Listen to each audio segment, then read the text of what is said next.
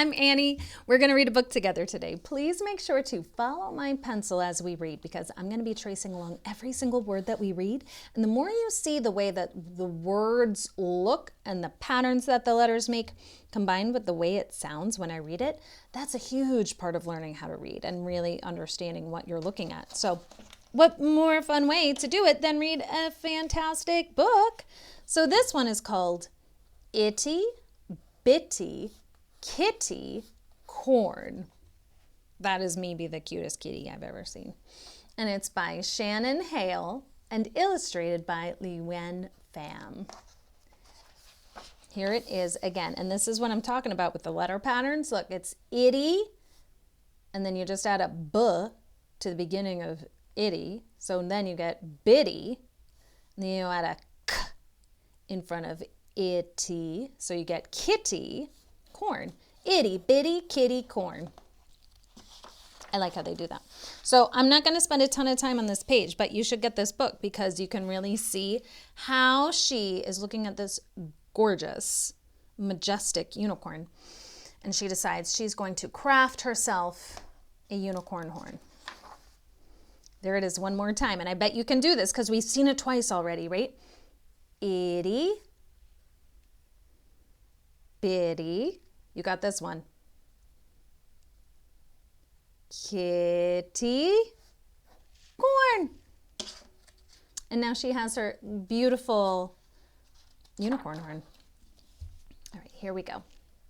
Kitty thinks she might be a unicorn.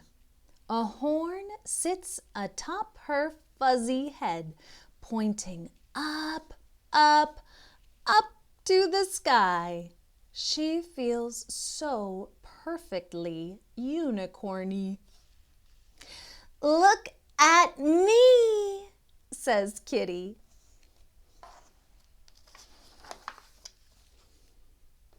You're not a unicorn, Putty Pie, says Parakeet.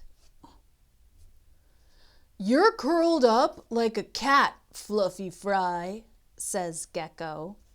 Oh, that is not being very kind, is it? Kitty stands tall. She prances on her pawed-clawed unicorn hooves. She gallops on her eensy-weensy unicorn legs. Look at me, says Kitty.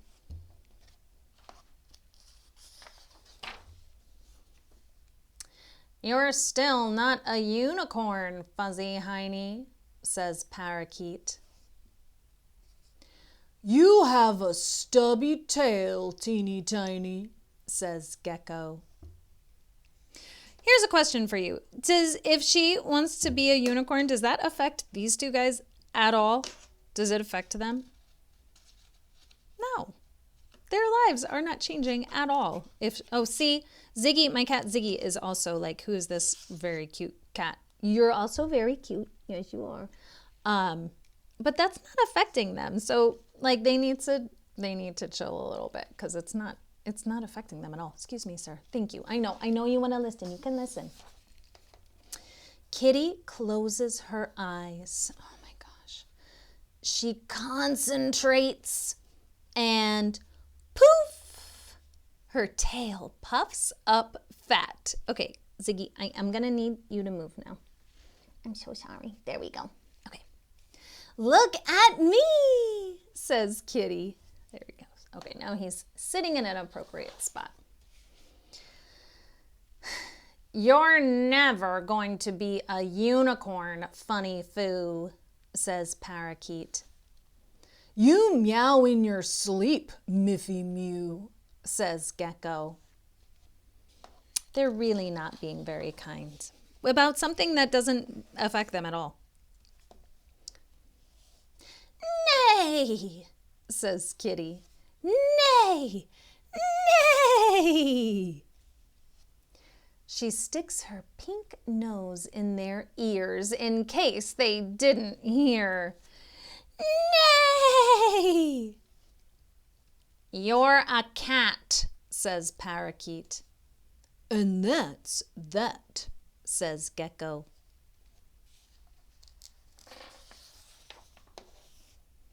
Still, Kitty's unicorn heart beats harder. She lifts her front hoof and sweeps her magnificent tail. The sun is low. The shadows are long. At last she looks exactly how she feels. Ziggy's going to do the big reveal. Excuse me, sir. Really, you don't need to. Oh, Ziggy is really... Do you have a cat? Have you ever tried to do anything with a cat around? This is kind of sometimes what it's like. So the shadows are very long. She says, "Ha ha! Look at me now!" yells Kitty. Let's see what her shadow looks like. It stretches her shadow out. Look how beautiful. "Wow," says Parakeet, astonished. "Woo!" says Gecko, impressed. "Finally, they see me," thinks Kitty. Are they looking at her? They are not. What are they looking at? Until, clop, clop, clop, Gecko points with his fat-tipped finger. "Now that's a unicorn!" That does look like unicorn feet. The unicorn brandishes his horn. He sweeps his magnificent tail. He neighs a mighty neigh. Suddenly, Kitty feels no bigger than a ball of lint. Flop, flop, flop. Because she doesn't look like the unicorn does, right? Even though she feels like a unicorn. "Pardon me," says Unicorn. "Yes," squeaks Kitty.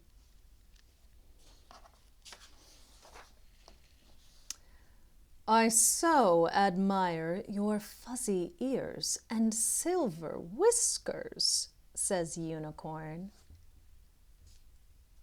"You do?" says Kitty.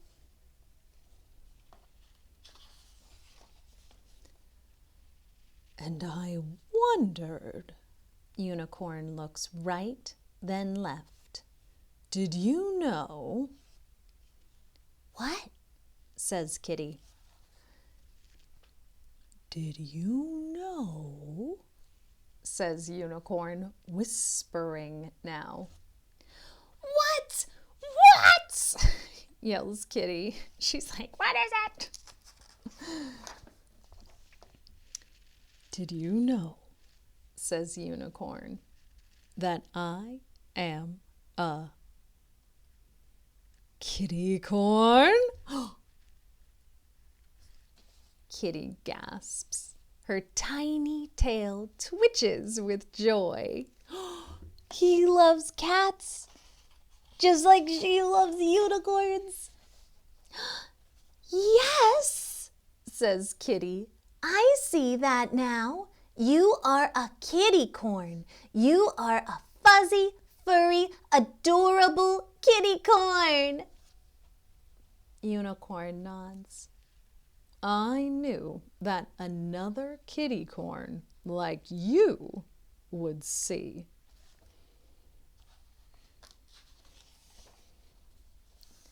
"Yes," says Kitty. "I see you." How cool is it when someone sees you for how you see yourself? And they love you for it? Isn't that wonderful? Kitty and Unicorn are both kitty-corns. Kitty trots on her soft, teeny paws, and Unicorn pads on his huge golden hooves. They both like to toss their manes and brandish their horns. They both like to scamper after bumblebees and stretch out in a patch of grass. Isn't that nice, Ziggy?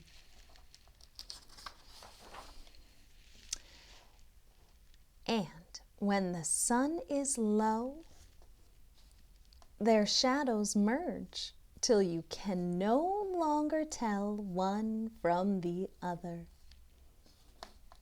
But it looks like a heart, and that's sweet.